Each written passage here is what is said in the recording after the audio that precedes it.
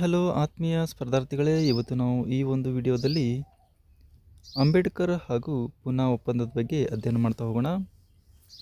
ಅಂಬೇಡ್ಕರ್ ಹಾಗೂ ಪೂನಾ ಒಪ್ಪಂದ very important ಆಗಿರುವಂಥ ಟಾಪಿಕ್. ಅಂಬೇಡ್ಕರ್ ಹಾಗೂ ಪೂನಾ ಒಪ್ಪಂದ. ಡಾಕ್ಟರ್ ಬಿ ಆರ್ ಅಂಬೇಡ್ಕರ್ ಅವರು ಭಾರತದ ದಲಿತರನ್ನು ರಾಜಕೀಯವಾಗಿ ಸಂಘಟಿಸುವ ಚಟುವಟಿಕೆಗಳಿಗೆ ನೇತೃತ್ವವನ್ನು ನೀಡಿದವರಲ್ಲಿ ಅಗ್ರಗಣ್ಯರಾಗಿದ್ದಾರೆ. ರಾಷ್ಟ್ರದ ಆಡಳಿತದಲ್ಲಿ ಸಹಭಾಗಿತ್ವವನ್ನು ಗಳಿಸುವ ಮೂಲಕ ಭಾರತ ಮಾತ್ರವೇ ದಲಿತರಿಗೆ ವಿಮೋಚನೆಯನ್ನು ಪಡೆಯಲು ಸಾಧ್ಯವೆಂದು ಮನಗಂಡ ಅಂಬೇಡ್ಕರ್ ಅವರು ಅದಕ್ಕಾಗಿ ದುಂಡು ಮೇಜಿನ ಸಮ್ಮೇಳನಗಳಲ್ಲಿ ಭಾಗವಹಿಸಿದರು. ರಾಷ್ಟ್ರದ ಆಡಳಿತದಲ್ಲಿ ಸಹಭಾಗಿತ್ವವನ್ನು ಗಳಿಸುವ ಮೂಲಕ ಮಾತ್ರವೇ ದಲಿತರಿಗೆ ವಿಮೋಚನೆ ಸಿಗುತ್ತದೆ ಅಂಥೇಳಿ ಮನಗಂಡಂಥ ಅಂಬೇಡ್ಕರ್ ಅವರು ಅದಕ್ಕಾಗಿ ದುಂಡು ಮೇಜಿನ ಸಮ್ಮೇಳನಗಳಲ್ಲಿ ಭಾಗವಹಿಸ್ತಾರೆ. ಆ ಮೂಲಕ ಅವರು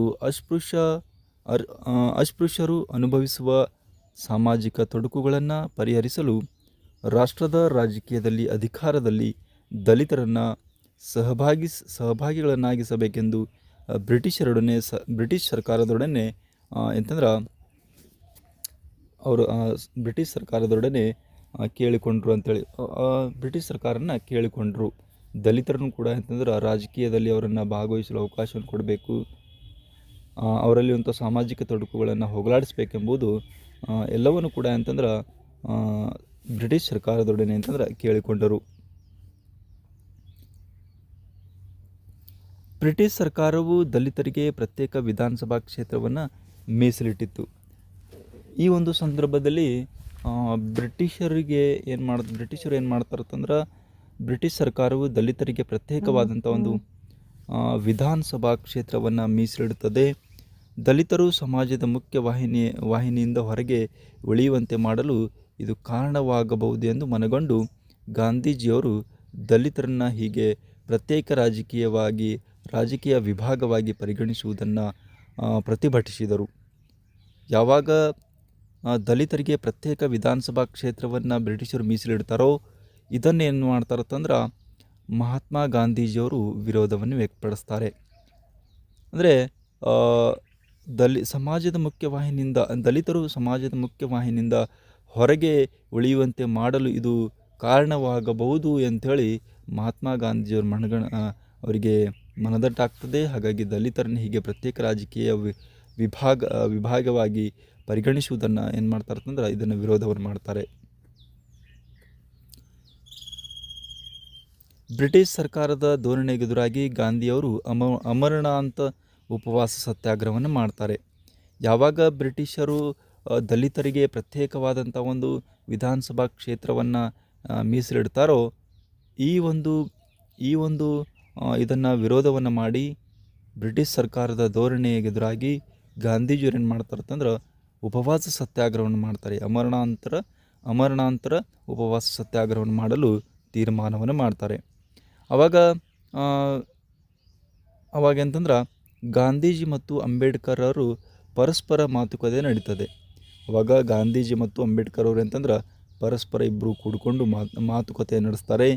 ಇದರಂತೆ ದಲಿತರಿಗೆ ಪ್ರತ್ಯೇಕ ವಿಧಾನಸಭಾ ಕ್ಷೇತ್ರಗಳನ್ನು ಕೈಬಿಟ್ಟು ಮೀಸಲಾತಿ ಕ್ಷೇತ್ರಗಳ ಸಂಖ್ಯೆಯನ್ನು ಹೆಚ್ಚಿಸಿ ದಲಿತರ ರಾಜಕೀಯ ಹಕ್ಕನ್ನು ಸಂರಕ್ಷಿಸಲು ತೀರ್ಮಾನಿಸಿದರು. ಯಾವಾಗ ಗಾಂಧೀಜಿ ಮತ್ತು ಅಂಬೇಡ್ಕರ್ ಇಬ್ಬರು ಕೂಡಿಕೊಂಡು ಮಾತುಕತೆ ನಡೆಸ್ತಾರೋ ಇದರಂತೆ ದಲಿತರಿಗೆ ಪ್ರತ್ಯೇಕ ವಿಧಾನಸಭಾ ಕ್ಷೇತ್ರಗಳನ್ನು ಅದನ್ನು ಕೈಬಿಟ್ಟು ಮೀಸಲಾತಿ ಕ್ಷೇತ್ರಗಳ ಸಂಖ್ಯೆಯನ್ನು ಹೆಚ್ಚಿಗೆ ಮಾಡುವಂಥದ್ದು, ಅವರನ್ನು ಮೀಸಲಾತಿ ಕೆಲವೊಂದು ಕ್ಷೇತ್ರಗಳನ್ನು ಹೆಚ್ಚಿಗೆ ಕೊಡುವ ಮುಖಾಂತರ ರಾಜಕೀಯ ಹಕ್ಕನ್ನು ಸಂರಕ್ಷಿಸಲು ಇಬ್ಬರು ಅಂತಂದ್ರೆ ಮಹಾತ್ಮ ಗಾಂಧೀಜಿ ಮತ್ತು ಅಂಬೇಡ್ಕರ್ ಅವರು ತೀರ್ಮಾನವನ್ನು